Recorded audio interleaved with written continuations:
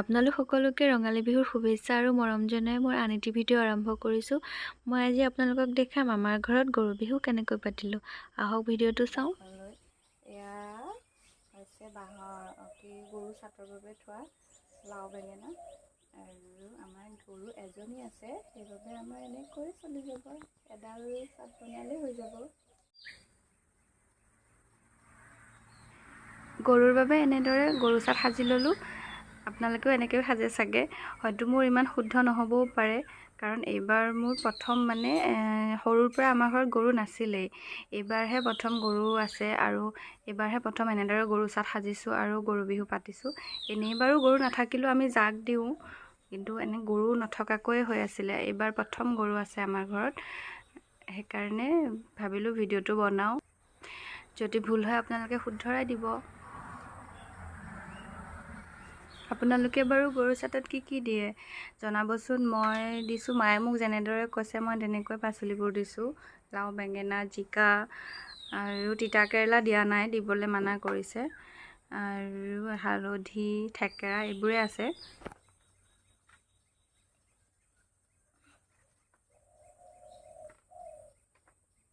এয়া আমাৰ গৰু গা ধুৱাবৰ কাৰণে মাহ হালধি, গৰু চাট আৰু বাকী থকা পাচলিখিনি দিলোঁ। ইয়াত আছে দীঘলতি আৰু মাখিলতি। আমি আহি আছোঁ গৰু গা ধুৱাবলৈ। এইজনী আমাৰ গৰু ঘাঁহ খাই আছে। ঐ, তোৰ আজি বিহু গম পাৱনে নাই? খাই ল খাই ল।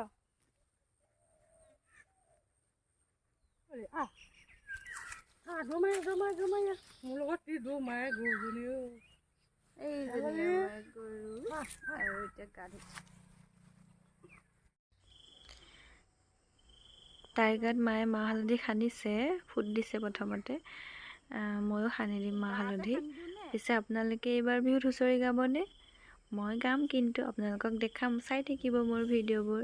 Thank U.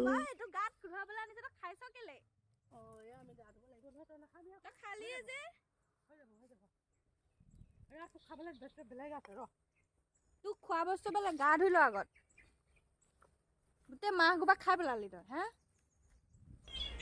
আমাৰ গৰুজনী মাহ হালধি সনা হৈ গ'ল, কিন্তু এতিয়া তাই পানী ঢালিবলৈ নিদিয়ে। পানীলৈ খুব ভয় কৰে, নাজানো আৰু কি হ'ব।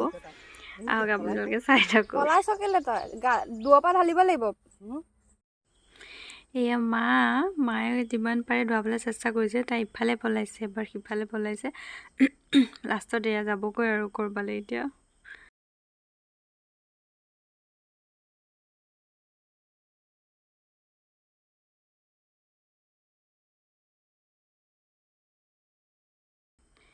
লাষ্টত তাই পলাব আৰু, মই গম পাইছোঁ।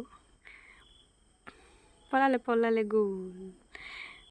গৰু পলাই একদম নঙলাৰ বাহিৰ হৈ গৈছিলে, আকৌ ধৰি আনিছোঁ। এতিয়া তাইক বেঙেনা আৰু লাও দেখুৱাই লোভ দেখাই গাত পানী ঢালিব লাগিব, নহ'লে তাই গা নুধুৱে।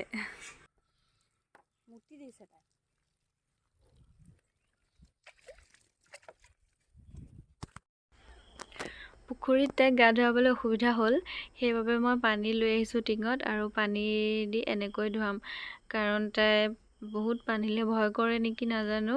এতিয়া বেঙেনা খুৱাই বা লাও খুৱাই মাজে মাজে তাইক গা ধুৱাব লাগিব। গাত এসোপামান মাহ হালধি লাগিয়ে আছে, সেইখিনি ধুৱাই দিব লাগিব। আমাৰ দৰে আপোনালোকৰো যদি গৰুক গা ধুৱাবলৈ অসুবিধা হয়, তেতিয়াহ'লে আপোনালোকেও এনেকৈ বেঙেনা বা লাও খুৱাই পানী ঢালি গা ধুৱাব পাৰিব।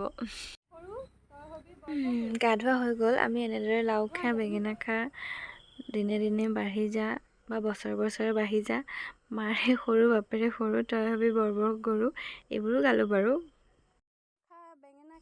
গৰু গা পা ধুৱাই হৈ গ'ল। এতিয়া লাও বেঙেনা আকৌ এবাৰ খুৱাই দিলোঁ। এতিয়া মায়ে নতুন এৰালেৰে এৰাল দি থৈ আহিবগৈ, নতুন পঘা লগাব, গধূলি পঘা লগাব। গধূলি আহোঁতে জাক দিবও চাগে।